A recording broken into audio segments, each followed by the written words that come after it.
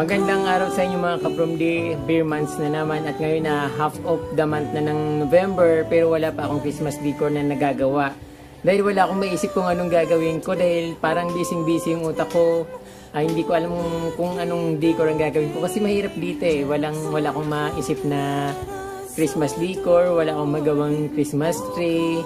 Kasi that time kasi nung gumawa ako ng Christmas tree na parang mga plants, mga ferns na galing sa mga natumba na niyog. So sinamantala ko yung pangangamkam ko ng mga ferns na galing sa mga natumba na puno at tumba na niyog.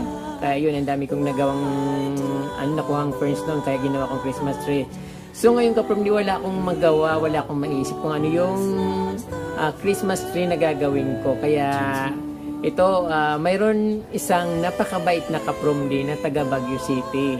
So nag-send siya sa akin ng videos. Sabi niya, ka-From-D, mayroon akong video na ibibigay sa iyo, napakaganda at pwede ko naman ipakita sa YouTube. Or ayun, so sinend niya nga po sa akin, ka-From-D. Kaya lang medyo siyempre pag galing na sa sa iba, pag dinownload mo siya sa galing sa FB or sa email, lumiliit siya, kaya medyo pagpasensya nyo na ka-From-D kasi medyo may kalabuan ng konti, pero isipin nyo na lang sa ka-From-D sa medyo mga low definition na video para mas magandang tingnan at para mas malinaw. Maganda ka-From-D yung video niya. So ang nagpadala po sa akin ka-From-D ng Christmas video or Christmas decor sa kanyang tahanan na napakaganda ay si Ma'am Raquel Dacanayan. So ayun nga po ka-From-D, so napakaganda ng video niya. Sana magustuhan nyo kasi ako gusto ko siya eh. Siyempre na-feel ko kagad yung Pasko at siyempre nung ito naamoy ko yung pine tree habang sinasabi ko yung naisip ko yung video ni Ma'am Raquel Dacanayan sa Baguio City, ay naamoy ko yung pine tree. Talagang blessing ito ka-From-D. Sana magustuhan nyo at syempre gusto ko rin. Panoorin natin mga ka-From-D at advance Merry Christmas sa inyong lahat.